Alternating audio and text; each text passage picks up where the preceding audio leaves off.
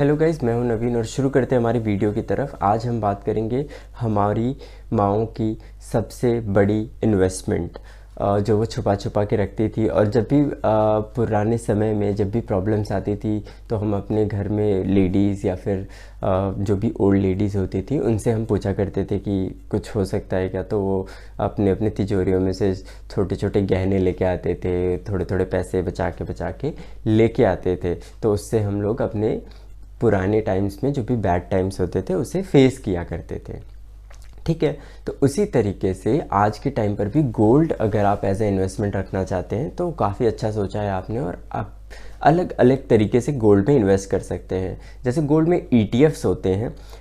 अभी के टाइम पे आप गोल्ड में अगर ज्वेलरीज के टर्म्स में इन्वेस्ट करने जाते हो तो डेफिनेटली आप कर सकते हो, लेकिन इसमें क्या होता है ना कि प्योर इन्वेस्टमेंट नहीं बन पाता है। वो जो भी रिटर्न आपको मिलने वाला होता है बेसिकली उसमें रिटर्न्स कम होने लगते हैं, क्योंकि आपको मेकिंग चार्जेस और डिफरेंट चार्जेस देने पड़ते हैं जब ज्वेलरी आप बनवाने जाते हो। तो उससे बेटर रहता है आप ETF लो, उसमें कोई भी किसी भी तरीके का अलग से बेकार के चार्जेस नहीं होते हैं और वो एज अ प्योर इन्वेस्टमेंट आप यूज़ कर सकते हो। और लिक्विडिटी भी अच्छी खासी होती है और कभी भी आप बेच सकते हैं उसे। गोल्ड में क्या होता है कि कभी कभी डिज़ाइन पसंद नहीं आया तो बिक नहीं रहा है, कभी कुछ भी प्रॉब्लम्स आ रही हैं, लेकिन इसमें ETF में लिक्विडिटी होती है, आप कभी भी उसे बेच सकते हो, ये आपको फ़ायदा मिलता है। प्लस अगर मार्केट आपको अनअट्रैक्टिव लग रहा है और आप किसी सेफ्ड इंस्ट्रूमेंट की तरफ जाना चाहते हो तो आप गोल्ड के फॉर्म में अगर इन्वेस्ट करना चाहते हो तो आप ETF तो इन्वेस्ट कर ही सकते हो, सोवरेन गोल्ड बॉन्ड्स भी इन्वेस्ट कर सकते हो।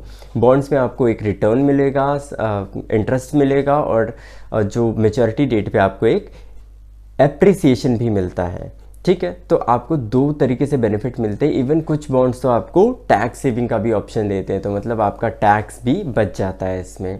ठीक है, तो इस तरीके से आप इन्वेस्ट कर सकते हैं। और आप सोच रहे होंगे कि स्टॉक मार्केट से रिलेटेड कंटेंट में क्या ज़रूरत थी गोल्ड की, तो मैं आपको बता दूं कि पिछले 10 सालों में गोल्ड ने स्टॉक मार्केट से ज़्यादा रिटर्न्स दिए हैं। मतलब हमारी माँओं ने ज़्यादा इंटरेस्ट या ज़्यादा रेट कमाया है हमारे स्टॉक मार्केट से ज़्यादा। ठीक है, तो इसीलिए कोई भी इंस्ट्रूमेंट अट्रैक्टिव या अनअट्रैक्टिव नहीं होता है, वो सिर्फ अट्रैक्टिव या अनअट्रैक्टिव रेट्स की वजह से होता है।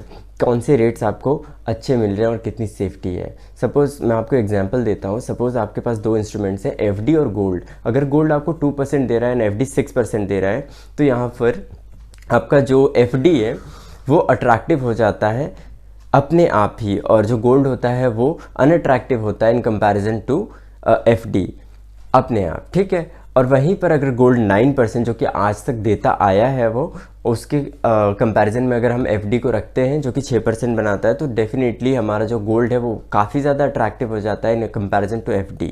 ठीक है, तो इस तरीके से अट्रैक्टिविटी डिसाइड की जाती है और कौन सा इंस्ट्रूमेंट हमारे लिए बेटर रहेगा वो डिसाइड किया जाता है। कौन सा रेट हमारे लिए बेटर रहेगा, क्या सेफ्टी अच्छी रहेगी, ये चीज़ें डिसाइड होती हैं रेट्स को ही देख करके। ठीक है, तो इसीलिए अट्रैक्टिव और अनअट्रैक्टिव देखा जाता है। वॉरेन बफेट इंडिकेटर यूज़ करके आप जो है मार्केट की भी प्राइसिंग चेक कर सकते हैं कि वो ओवर प्राइस तो नहीं है या फिर अंडर वैल्यूड तो नहीं है। किस तरीके से इन्वेस्टमेंट करना चाहिए। आपको लगता है कि क्रैश होने वाला है, रिसेशन आने वाला है, तो आप डेफिनेटली एक सेफर इंस्ट्रूमेंट की तरफ जा सकते हैं। तो जब आप सेफर इंस्ट्रूमेंट ढूंढेंगे तो उसमें गोल्ड, बॉन्ड, ये सब काफ़ी अच्छे इंस्ट्रूमेंट्स कंसिडर किए जाते हैं। ठीक है, तो आप इन्हें भी कंसिडर कर सकते हैं और एक बार चेक कर सकते हैं कि क्या ये इन्वेस्टमेंट के पोर्टफोलियो में आपके लगाया जा सकता है या लिया जा सकता है या नहीं। ठीक है, इसके अलावा हेजिंग के लिए भी कभी कभी ये काम आ जाता है। ठीक है, सपोज़ आपको जो है मार्केट बहुत ज़्यादा अट्रैक्टिव लगता है तो आप गोल्ड का पैसे निकाल करके उसमें लगा सकते हो, बट अगर अनअट्रैक्टिव लगता है तो डेफिनेटली आप गोल्ड में वापस आ सकते हो। और फ़ायदा ये होता है कि जब भी मार्केट टॉप पे होता है तो गोल्ड कहीं ना कहीं बॉटम के आसपास होता है, तो आपको दोनों तरफ फ़ायदा मिल जाता है। इसीलिए इस तरीके से इन्वेस्टमेंट करिए कि दोनों तरफ आपको फ़ायदा मिल जाए। ठीक है, चाहे अप्स हैं या डाउन्स हैं स्टॉक मार्केट में, लेकिन आप डेफिनेटली दोनों तरफ पैसा बना रहे हो।